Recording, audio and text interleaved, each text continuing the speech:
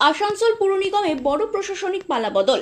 রাজ্যে পুর ও নগরোন্নয়ন দপ্তর পুর বোর্ড ভেঙে দিয়ে আইএসএস অফিসার অদিতি চৌধুরীকে প্রশাসক হিসেবে নিয়োগ করেছে।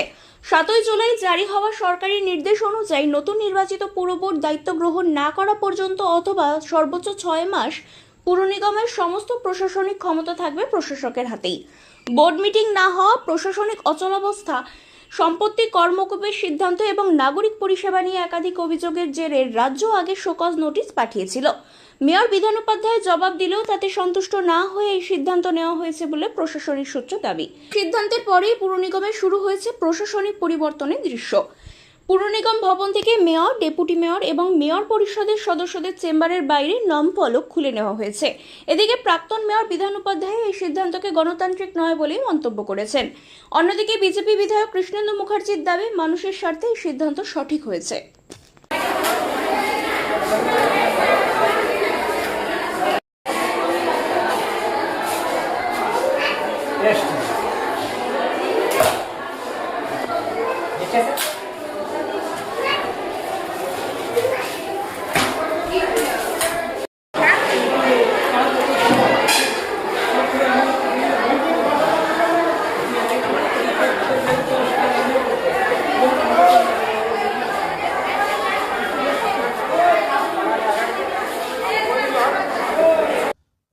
বলছি, শেষ পর্যন্ত মনে হয় রাজ্যে এই প্রথম কোনো পুরসভা রিজলভ করে দেওয়া হলো। আসানসোল পুরসভা রিজলভ করে দিল। আপনি তো মহানগরী ছিলেন এবং এই ঘটনা বলে এবার নাগরিক পরিষেবা থেকে আরম্ভ করে সমস্ত কিছু একটা দায়িত্বের মধ্যে কী বলবেন? প্রথমত হচ্ছে আমি নিজে জানতাম না যেটা ভাঙা হয়েছে। আমি যখন শুনলাম, তো শোনার পর তারপর আপনারা এসছেন।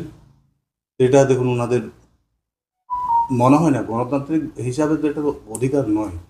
প্রথমত হচ্ছে একজন নির্বাচিত যারা রয়েছে 5 বছরের জন্য থাকে, তো ওনারা একটা চিঠি আমাদেরকে অলরেডি করেছিলেন, কমিশনার অ্যাড্রেস করেছিলেন, তারপর আমাকে দিয়েছেন এবং সেটাতে আমি রিপ্লাইও দিয়েছি গতকালকে। তারপর কাল রাত্রে বা আজকে যখনই ভেঙেছেন, ডিজলভ করেছেন, ওনারা আরও ভালো পরিষেবা দেওয়ার জন্য ডিজলভটা করেছেন। ওনাদের আগাম শুভেচ্ছা রইল এবং আমাকে বা আমাদের যে কোনো কাউন্সিলরকে যদি কোনো দিন কোনোভাবে যদি দরকার পড়ে আসানসোলের মানুষের পরিষেবা করার জন্য, তো নিশ্চিতভাবে আমরা সাথে আছি।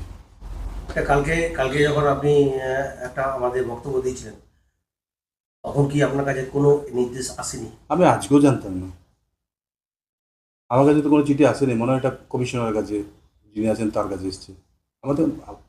আমাদেরকে তো না, আরেক যে কোনো কাজে আমাদেরকে মেয়ররা রয়েছে বা বোর্ড রয়েছে, বোর্ডকে বাদ দিয়ে তো ওরা করেছে। তো ঠিক, শ্যামাপ্রসাদ মুখোপাধ্যায়ের জন্মদিনও আপনাদের বলা হয়নি এরকম? না, আমি জানতামই না। তো এইভাবে হঠাৎ একটা সেটআপ সরে গেল, কতটা অসুবিধার মধ্যে পড়তে পারে পাবলিক বা সাধারণ মানুষ বা কর্পোরেশন? দেখুন, অসুবিধাতে মনে হয় পড়বে না বলেই তো ওনারা চিন্তা ভাবনা করেছেন। ওনারা চাইছেন আরো ভালো পরিষেবা দেওয়ার জন্য, তো নিশ্চিতভাবে ওনারা আরো ভালো সেটআপ তৈরি করে রেখেছেন। এই প্রশাসকের বসার আগে আর কি পরিষেবার কিছুটা বোর্ডটা ভাঙমারি ছিল, ওটা কোনো ব্যাপার নেই। ওটা কিছু কাজই করতে পারছে না, কোনো কাউন্সিলর এলাকায় নেই, ঘর ছেড়ে চলে গেছে, বাড়ি থেকে বেরোচ্ছে না, সাধারণ মানুষের সঙ্গে যোগাযোগ নেই, কোনো কাজ হচ্ছে না। বোর্ডটা ভাঙার দরকার ছিল, বোর্ডটা ভেঙেছে, ভালো হয়েছে।